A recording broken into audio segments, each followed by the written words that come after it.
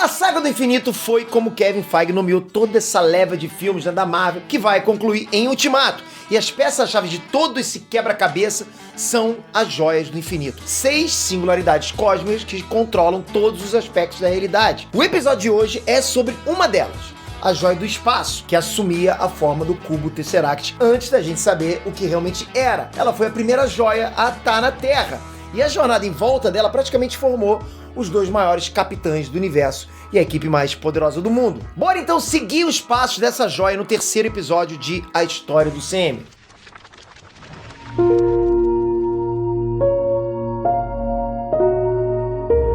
Avengers!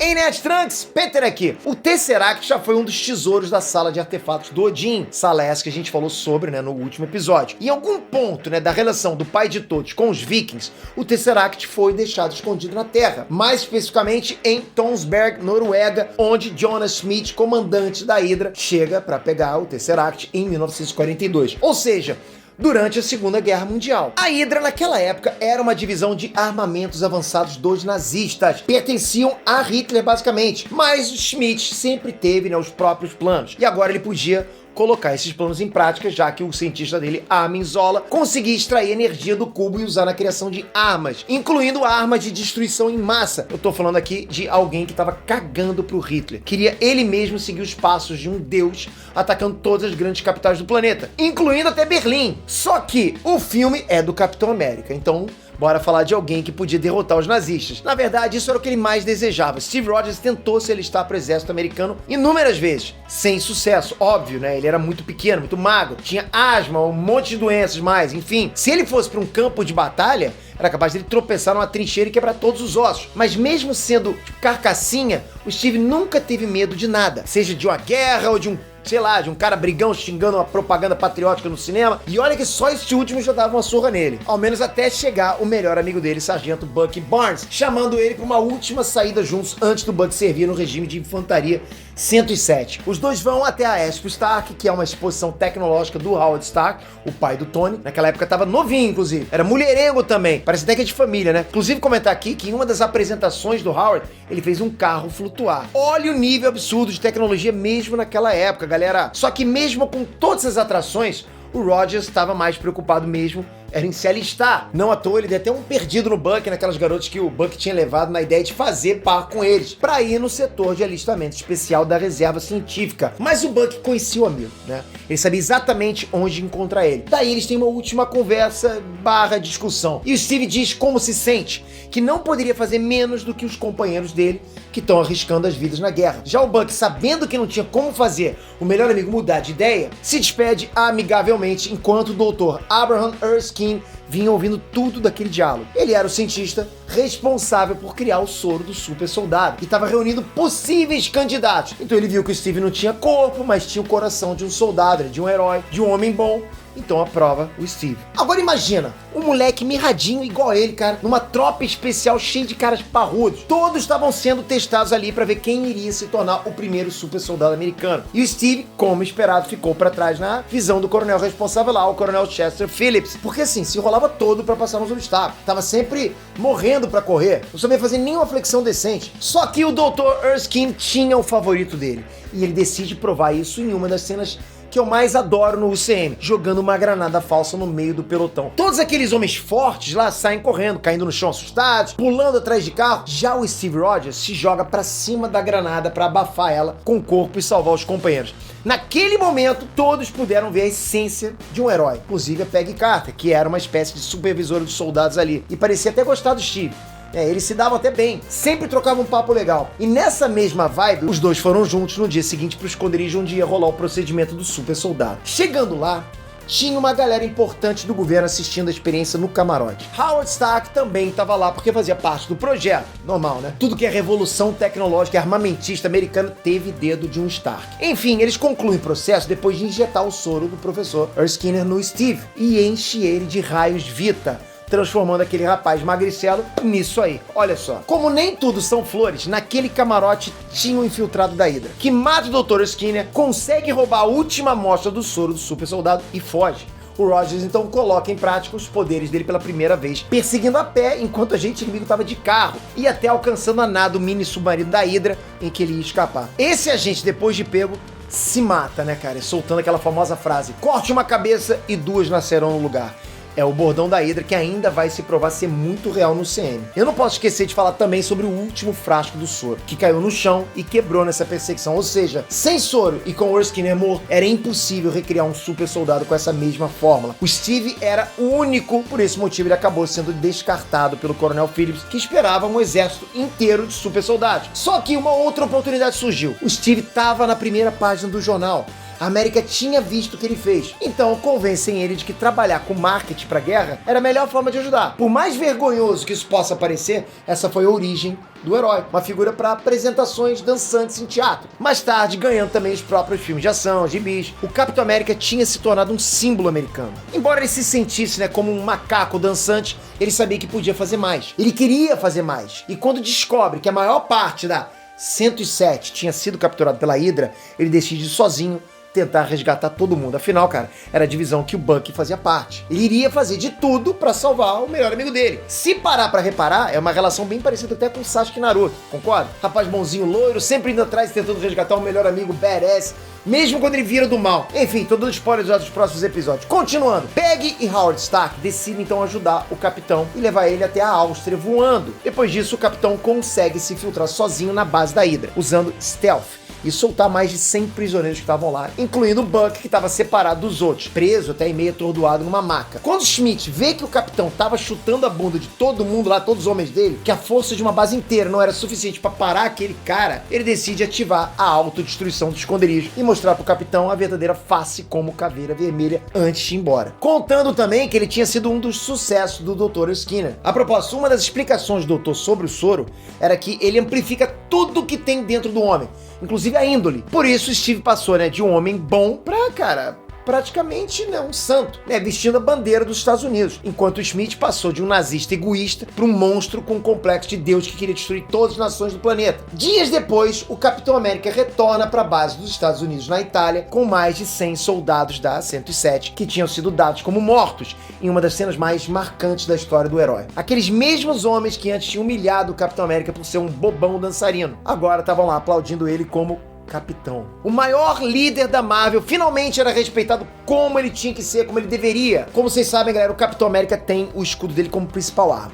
É o símbolo do personagem, concorda? E em diversos momentos, o filme passa esse simbolismo. Por exemplo, na briga do beco, ele usa uma tampa de lixeira como escudo. Na perseguição do agente da Hydra, ele usa uma porta de táxi. E eu vejo isso até mesmo na cena da granada. Ele era o escudo para os outros. Posteriormente, ele acaba mesmo usando o escudo de metal, né, das apresentações teatrais. Só que ainda não era algo feito para ser efetivo em combate. Felizmente, Howard Stark dá para ele o escudo de vibrânio, o metal mais raro do planeta, menos para Wakanda, né? Ele absorve 100% das vibrações e encaixava com o estilo de combate do capitão. Tão bem que parece até ter nascido um pro outro. Steve Rogers reúne a mesma equipe da 107 que ele tinha salvado, e eles juntos têm sucesso em várias missões. Fazem a limpa em várias bases da Hydra, né, que estavam fabricando armamentos high-tech alimentados com a energia do Tesseract. Em uma dessas missões, essa equipe invade um trem da Hydra em movimento para capturar o cientista Armin Zola. Eles até conseguem, mas pro Steve o custo foi alto demais. Ele não consegue salvar o melhor amigo dele. Durante a luta, Bucky acaba ficando pendurado no trem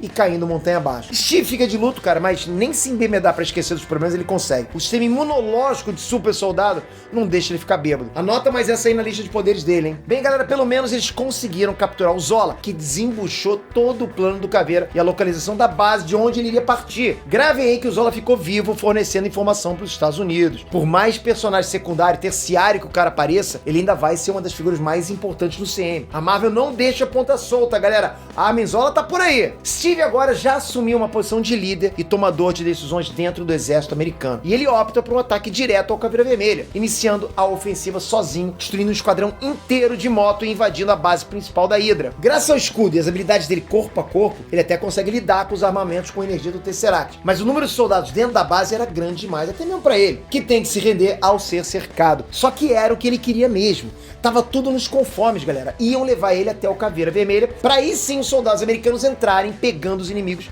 com a guarda baixa. O Smith ainda consegue fugir e chegar até a nave que ele iria usar para bombardear as principais capitais dos Estados Unidos. E o Steve até ganha uma caroninha de carro, né, do Coronel Phillips para tentar alcançar ele na pista de decolagem. E antes de pular, ganha aquele beijinho, né, de lei da Peg para se despedir. Não podia faltar, né? Esses primeiros filmes da Marvel mantinham ainda esse clichê do par romântico. Dentro da nave, Capitão América e Caveira Vermelha travam um duelo simbólico, a visão lúdica, né, de Segunda Guerra, o americano bom samaritano versus o nazista demoníaco, e a luta é bem equilibrada, né? Nenhum dos dois chega a sair como vencedor, até mesmo pela resiliência e a regeneração que o soro dá. Dificilmente aquela luta ia acabar na trocação. Ela só acaba mesmo porque o Schmidt tocou no Tesseract e foi teletransportado para algum lugar no espaço, enquanto o cubo caiu no mar. Contudo, galera, o Rogers ainda tinha que tomar uma decisão extremamente pesada. A nave tinha bombas de potência nuclear e estavam prestes a explodir indo em direção aos Estados Unidos.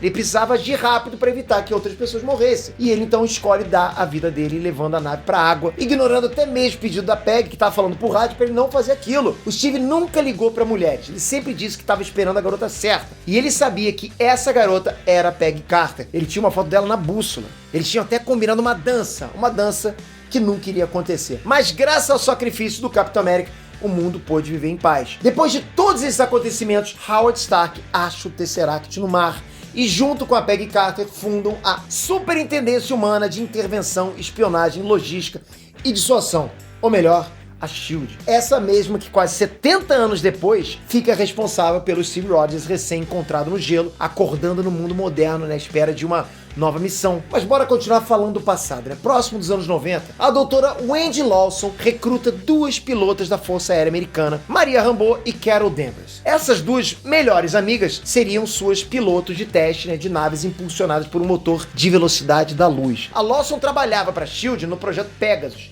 criado por Howard Stark, que consistia na geração de armas e outras tecnologias a partir do estudo do Tesseract. Também não era por acaso que a Lawson tinha uma inteligência nessa área bem acima da humana, porque na verdade ela era uma Kree.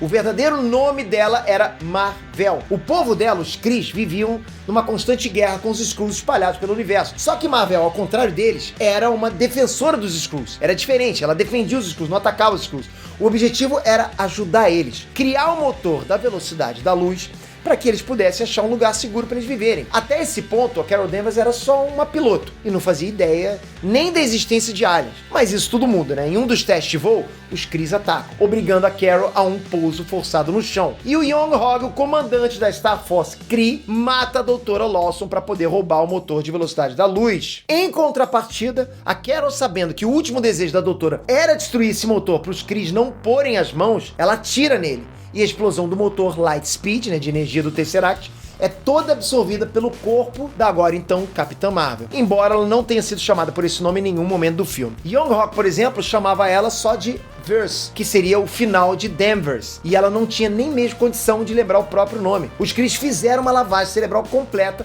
para usar ela como arma, né, tornando ela membro da Star Force. Lá em Hala, planeta natal dos Krees, ela recebeu treinamento de batalha, aprendeu como controlar os poderes, que na real estavam bem diminuídos por aquele aparelho inibidor que colocaram no pescoço dela. Imagino eu que seria impossível de controlar essa mulher full power. A gente ainda vai ver isso. Depois de passar 6 anos na Star Force Kree, a Carol é pega pelos Skrulls no meio de uma missão no planeta Torfa. Eles sabiam que ela possuía informação no subconsciente sobre a doutora Lawson e o motor de velocidade da luz. E eles estavam pesquisando isso através de um aparelho leitor de mente, que não foi suficiente para segurar ela. Cara, a bicha é casca grossa. Ela se solta, amassa todos os Skrulls da nave, né, que já estava indo em direção à Terra, e ainda consegue escapar por uma cápsula de fuga. Aí já viu, se alguma coisa cai do céu na Terra, no instante seguinte, a SHIELD já tá lá dando carteirada. Na época, o Nick Fury era só um agente e o Coulson praticamente um estagiário. E os dois vão abordar a capitã meio descrente daquele papo de sabe como é que é? Até que os Skrulls provam a veracidade da história, sentando o laser neles. Essa luta ainda dá até uma estendida, mas em resumo, o Fury consegue abater um Skrull e o corpo fica em posse da SHIELD. Acredito também que isso não é uma ponta solta. Essa raça alienígena tem uma pele composta por elementos que nem existem na nossa tabela periódica, pra você ter ideia. São transmorfos, eles copiam não só a aparência, mas até o DNA de qualquer outro ser vivo. Eu me recuso a acreditar que a SHIELD, sendo que não usou esse defunto aí pra nada todos esses anos. E no filme já mostra que a fisiologia deles estava sendo investigada. Bom, enquanto isso, a Carol tinha acesso àquelas memórias, né, que os Skrulls estavam fuçando na mente dela. Imagina a confusão, né, que não tava aquela cabeça quando ela vê a Dra. Lawson no subconsciente. Isso porque toda vez que ela tinha que falar com a inteligência suprema, Kree, que é uma espécie de inteligência artificial, tipo o Jarvis do Homem de Ferro, né? Só que muito mais avançada, ela governa toda a Hala, todos os Krees, e se aparenta de uma forma diferente para cada pessoa, mostrando a imagem de quem mais admiram, e a Carol sempre se via conversando com a Lawson nesses momentos, com a Mar-Vell, mesmo sem saber, né, quem era essa mulher por ter perdido a memória. Então, apesar das coisas estarem confusas, as peças perdidas estavam começando a se encaixar. Ela em seguida entra também em contato com Young-Hog, né, o boss dela, que obviamente faz de tudo para que ela não se lembre de nada. A Star Force estava muito longe e demoraria dias para chegar, então a missão dela era ir atrás do motor de velocidade antes dos Skrulls. Para isso, ela e o Fury acabam fazendo uma parceria. Os dois iam buscar pistas da Lawson ou do Projeto Pegasus na instalação da SHIELD que ela trabalhava. Eles desenvolvem até uma relação muito boa, tem uma química amigável entre os dois, não dá pra negar. Só que acontece que o Nick tava seguindo ordens pra prender a Carol e passa a localização deles pro superior dele, que naquela altura nem se sabe mais onde tava, né? O cara, na verdade, era um Skrull. Aliás, era o General Skrull que tava liderando toda aquela treta desde o início. Talos. Antes dele, dos agentes que ele tinha na mão chegarem, a Carol acha os documentos do motor, descobrindo que a Lawson estava morta. Também descobrindo sobre o próprio envolvimento com o projeto e da antiga melhor amiga, Maria Rambeau. Logo depois disso, Talos e os agentes chegam indo atrás deles. O Fury percebe que o chefe dele era na realidade um Skrull, e com a ajuda do Coulson, que confia na palavra deles, os dois conseguem fugir em uma nave do hangar, com mais um parceiro de jornada, Goose, né, o gatinho da Mar-Vell. Ele parecia até viver por aquela base lá mesmo depois da morte da dona. E o Fury praticamente adota o bichinho sem saber que não era um pet muito comum, né? A dupla então ruma pra casa da Rambeau em busca de respostas. E a visita é bem esclarecedora pra Carol. Ainda mais depois que o Talos encontra eles lá. O Skrull tinha a caixa preta do acidente, mostrando pra ela tudo o que realmente tinha acontecido. E como o Young-Hog, mentor Kree dela, na verdade era o vilão da história. O tempo todo o vilão era ele. No fim das contas, juntos, né, eles conseguem localizar a estação espacial oculta, onde a Mar-Vell tinha escondido o núcleo do motor de velocidade da luz, ou seja, o Tesseract. Só que o Talos estava cagando pra isso. O que ele queria de verdade era a família que estava escondida dos Krees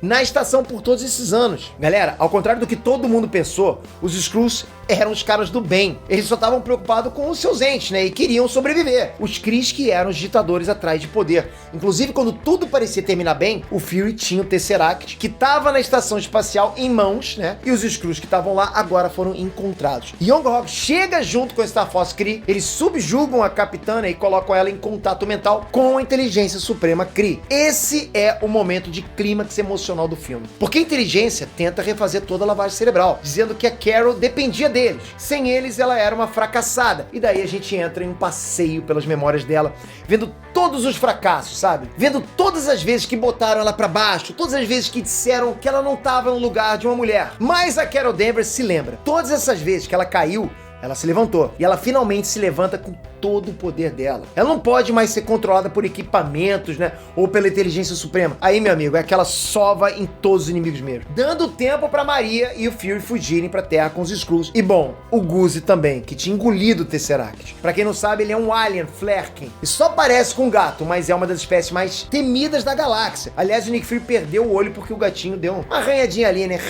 Marvel, nessa aí você deu mole, hein? Podia ter sido de uma forma mais heróica. Enfim, a Capitã Marvel ainda aprende a voar e derrota o Young-Hog sem problema nenhum. Daí, como último recurso dos Krees, o Ronan, o Acosador, aparece com aqueles enormes cruzadores espaciais para aniquilar toda a célula Skrull que estava na Terra, disparando diversas bombas. A Carol parte para cima de peito aberto, explode todas elas no ar, voa de volta até a órbita e detona todos os caças do Ronan. Explode o cruzador inteiro num segundo e com um soco de aviso na própria mão, faz o todo-poderoso Acusador correr com o rabo entre as pernas. O Ronan ainda seria o vilão principal de Guardiões da Galáxia, né? Mas é interessante que aqui ele diz que voltaria um dia para buscar a arma, se referindo à Capitã, ignorando o Tesseract mesmo. Talvez por conta de todo o experimento com o motor, mais a energia do cubo, a Carol Danvers tenha se tornado ainda mais poderosa que a própria Joia do Espaço. E com todo esse poder, ela parte ao espaço junto com os Skrulls para ajudar eles e os outros povos, né, que não possam se defender sozinhos, se transformando numa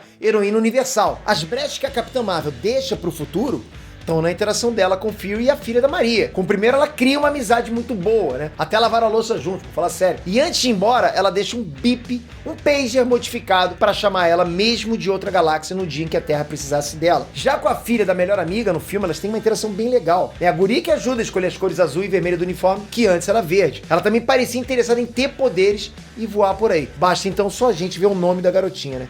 Monica Rambeau, que nos quadrinhos já foi a Capitã Marvel e atualmente atende pelo codinome de Photon. Fora que no tempo atual do UCM, ela tá com mais de 30 anos.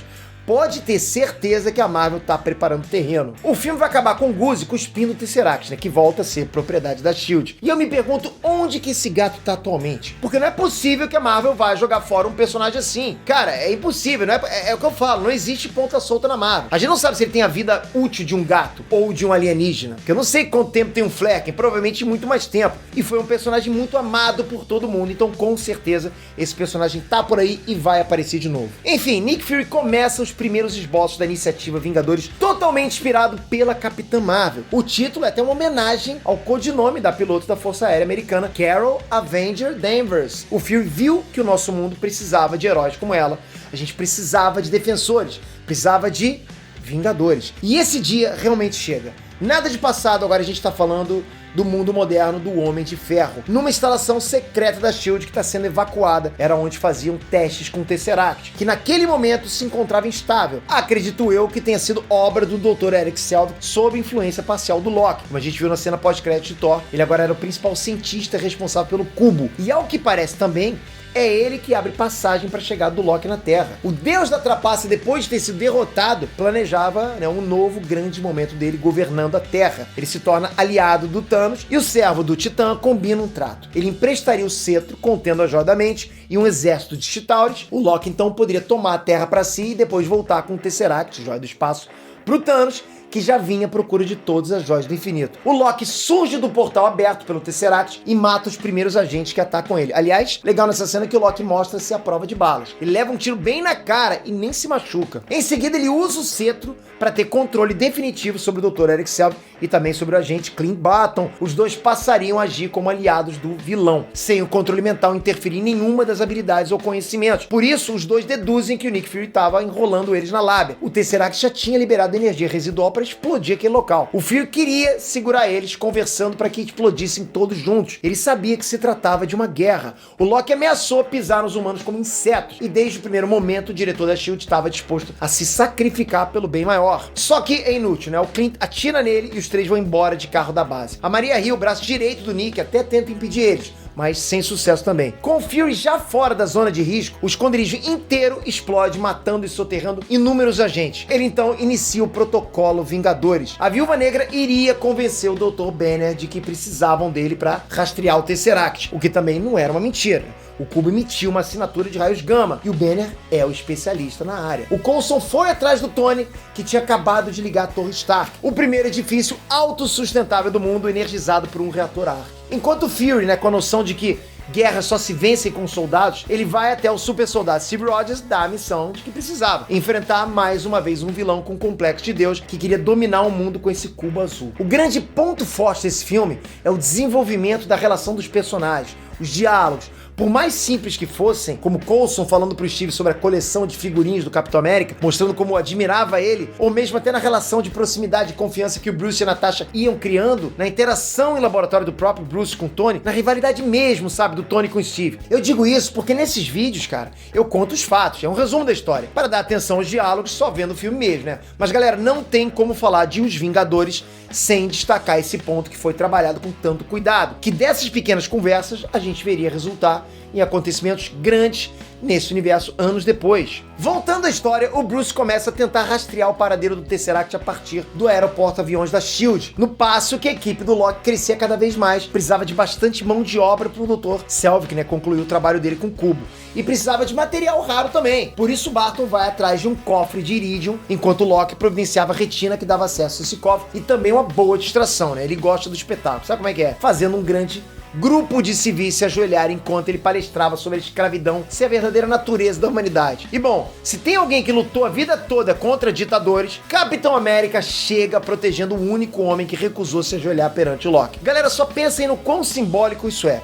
Detalhe, nesse momento eles estavam na Alemanha. A luta entre os dois se inicia equilibrada, mas logo, o Loki assume a vantagem. O Capitão América começa a só apanhar até que o Homem de Ferro chega botando moral e o Loki se vê obrigado a se render. No meio do caminho da volta pro aeroporto aviões, o Thor aparece no jato furioso, pegando o irmão dele pelo pescoço e levando embora. Pela conversa dos dois, dá a entender que Odin usou algum recurso não muito convencional, tipo magia negra, para conseguir transportar o Thor para a Terra, já que a Bifrost tinha sido destruída pelo próprio Thor. Ou seja, ele só poderia voltar para casa usando o Tesseract. Mas o filho de Odin tinha roubado um prisioneiro e o Homem de Ferro desce do jato para cobrar isso. A luta ia dar na pior pro Tony com certeza. Só que o Deus Trovão igualou as coisas, dando sem querer um boost de energia na armadura com um raio. E diga-se de passagem, Thor deixou a armadura dele em 400% de potência. Quer dizer que com um simples raio do Thor, já equivale a 3 vezes mais que toda a energia do Homem de Ferro. É absurdo. Tá aí um combo dando boost que podiam ter usado mais vezes, Tony podia investir também numa armadura que absorvesse energia sem sofrer danos, porque nessa armadura aí, sofreu. Apesar disso, tava com um up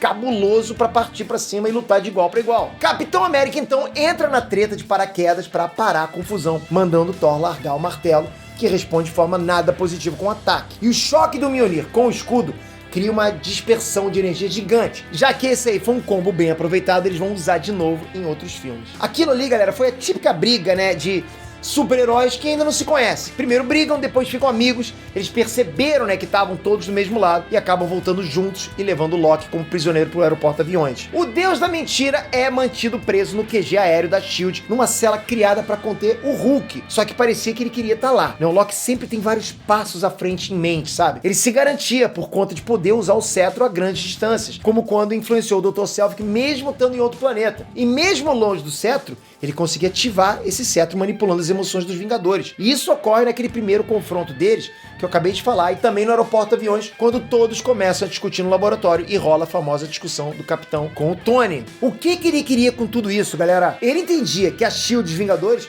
eram o que a Terra tinha de mais forte. Ele queria destruir eles de dentro, com foco maior, é claro, na besta com a força comparada de um deus que tava lá. Quando que na primeira troca de olhares do Loki com Banner, o Bruce dá aquela tonteada e coça os olhos. Tinha caído no Genjutsu já. Tendo tudo no planejado, o Clint executa o ataque ao QG junto com os outros homens do time do Loki. Uma flechinha explosiva dele destrói uma turbina gigante inteira do aeroporto aviões. Ele ainda se infiltra na sala de controle e acerta uma flecha hack no sistema, parando outra turbina. E você aí subestimando o Gavião Arqueiro, fala sério, hein, cara? Tony e Steve precisam trabalhar juntos para conseguir religar a turbina. Eles estavam literalmente numa base aérea despencando do céu. Só que esse era um problema que eles podiam resolver. A coisa ficou feia mesmo porque o Bruce se transforma, tinha um Hulk solto, destruindo tudo que via pela frente. Até a Viúva Negra, por muito pouco, quase nem sai viva. Para segurar o Hulk, tinha que ser um outro peso pesado. Thor até tenta inutilmente conversar com Banner, mas acaba tendo que sair na porrada mesmo. A briga dos dois fica até bem equalizada. O Thor demonstra mais habilidade de combate, esquiva bastante e tal, mas não tem força suficiente para ferir o Hulk. Ao menos não tinha como fazer isso sem matar bastante gente inocente que tava lá caso usasse algum poder destrutivo muito grande. O Hulk muda de alvo quando um jato da S.H.I.E.L.D. irrita ele. Até hoje eu não sei porque ainda insistem em atirar no Hulk. Cara, na boa, ninguém percebe que bala não funciona, na boa. Enfim, o Verdão destrói o jato e se separa de todo mundo em queda livre até o chão. Natasha encontra o Clint Barton e os dois acabam lutando. É certo que a uma média ou longa distância o Gavião venceria, mas a Viúva Negra consegue trazer a luta bem pro corpo a corpo, onde ela é muito mais ágil e expert, tirando ele do controle mental com umas poucas pancadas fortes na cabeça. Legal comentar que os dois sempre foram muito próximos dentro da S.H.I.E.L.D. Eram como melhores amigos, sabe? Faziam muitas missões juntos. Os dois sempre formaram uma dupla excepcional. No meio de toda essa confusão, dá até pra esquecer que o Loki tava preso lá, é verdade? E era a intenção dele mesmo. Mas o Thor, conhecendo o irmãozinho, já esperava por isso. E vai até a cela só pra ser enganado pelo Loki outra vez. Ele usa uma ilusão pra trocar de lugar com o Loki, trancando ele na supercela. O Coulson surge para tentar ajudar e é morto pelas mãos do Loki bem na frente do Thor, que é jogado do aeroporto aviões quando o irmão aciona o mecanismo de queda da prisão. Com os heróis dispersados e quebrados, o Loki foge, né? O erro dele foi não saber que a morte do Coulson seria um incentivo emocional para os campeões da Terra. Eles preveem o showzinho que o deus da trapaça faria e decidem agir como equipe, mas chegam tarde. O Dr. Selvig tinha concluído o trabalho dele. Todo o aparato do Tesseract já estava funcionando em cima da Torre Stark, protegido por um escudo de energia impenetrável. Ele abriu o portal para a vinda do exército de Chitauris, que agora tomava as ruas de Nova York. Stark ainda tenta diminuir os números deles, né, com todo o poder de fogo que tem à disposição, só que eles eram muitos. Steve, Natasha e o Gavião Arqueiro se dedicavam a reduzir os danos e salvar os civis. Isso é até muito bacana. O verdadeiro ofício dos heróis não é lutar, e sim proteger os inocentes. Outra coisa legal é que o Capitão América voltava a ser uma figura de liderança respeitada. A polícia vê o cara em ação e passa a acatar as ordens dele. O ponto é que os Chitauris não eram só aqueles soldadinhos. Eles tinham tanques também. Aqueles leviatãs gigantes, sabe? Os planadores deles eram poderosos. Por isso, os heróis ainda precisavam de poder bruto. E Thor e Hulk não decepcionam, galera. Os dois se juntam, né? Toda a equipe no centro da cidade. Os heróis mais poderosos da Terra estavam, enfim, unidos. Esse era um mundo de Vingadores e esse é o momento que marcou a história do cinema. Personagens apresentados em diferentes filmes se uniam no universo interligado. A cultura pop nunca mais seria a mesma depois dessa cena. Nessa hora, o próprio Tony passa o bastão de liderança pro Capitão América. Todos ali, então, iriam começar a obedecer e respeitar o Steve Rogers. Afinal, se tratava do maior líder da Marvel. O Steve, então, distribui as funções da equipe. O Gavião ficaria no telhado de olho em tudo, identificando formações e indivíduos e também atacando à distância. O Homem de Ferro cuidaria do perímetro voando. Nada poderia ultrapassar 3 quarteirões de distância para que a batalha não saísse do controle deles. O Thor iria obstruir a passagem do portal, usar o poder dele destrutivo para aniquilar o máximo de Chitauris, principalmente os gigantes, né, que tentassem chegar na cidade. Já a Natasha e o próprio Steve ficariam no solo. A ideia era manter a luta ali. Quanto ao Hulk, a ordem foi apenas esmague. O Capitão bolou a estratégia de contenção perfeita de acordo com os poderes e estilos de combate de cada um. E a equipe realmente trabalhou muito bem junta. Mas mesmo assim, eles ainda precisavam fechar o portal. E esse é o papel da Viúva, que consegue chegar na Torre Stark com o planador Chitauri e falar com Eric Selvig, já liberto do controle mental. E ele conta que o cetro do Loki poderia atravessar o campo de força que protegia o maquinário do Tesseract e desligar o portal. Só que ela ainda não podia fazer isso porque tinha um míssil nuclear indo em direção à cidade.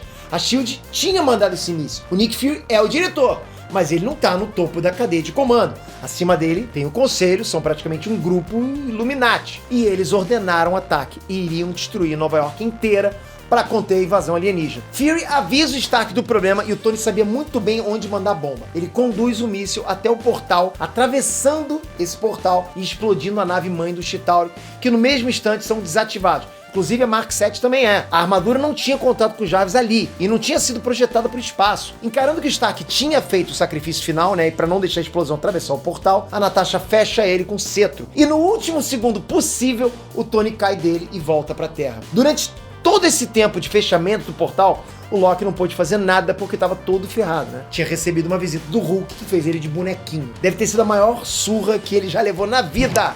Quando uma ameaça maior surgiu, os 6 Vingadores originais estavam lá para defender a Terra no evento que ficou conhecido como a Batalha de Nova York. O mundo, né, enfim, sabia da existência dos aliens, mas sobretudo da existência dos heróis. Cada um deles segue um caminho diferente depois da batalha. Só que todos estavam prontos para se unirem de novo em tempos de necessidade. O Thor leva o Loki como prisioneiro e o Tesseract para a sala de troféus de Asgard, o mesmo lugar, né, de onde tinha saído antes de chegar na Terra. E assim, a nossa jornada do Tesseract nesse episódio acaba. Bom, galera, o filme ainda termina com um sorriso do Thanos ao ouvir o servo dele dizer que desafiar os Vingadores é flertar com a morte. Você entendeu isso? O Titã Louco tinha cruzado indiretamente com os seus futuros maiores inimigos. E pensar que a gente está a poucos dias de ver essa história chegar à conclusão e ultimato. Então é o seguinte, galera, continua acompanhando toda essa recontagem da história do Semi aqui no Inet, pra gente se preparar junto, ok? No próximo episódio a gente vai ver o universo cósmico da Marvel tomando forma, ver ainda mais joias do infinito sendo disputadas e conhecer a família do Titã Louco. Não esquece, nerd, do joinha e se inscreve no canal com o sininho, só assim você vai saber quando vai ser o próximo episódio. Se inscreve com o sininho, não esquece, ativa o sininho, é muito importante a sua inscrição com o sininho, senão você pula um episódio e vai chegar no filme sem saber o que tá acontecendo. O intuito aqui é fazer você lembrar de tudo antes do filme.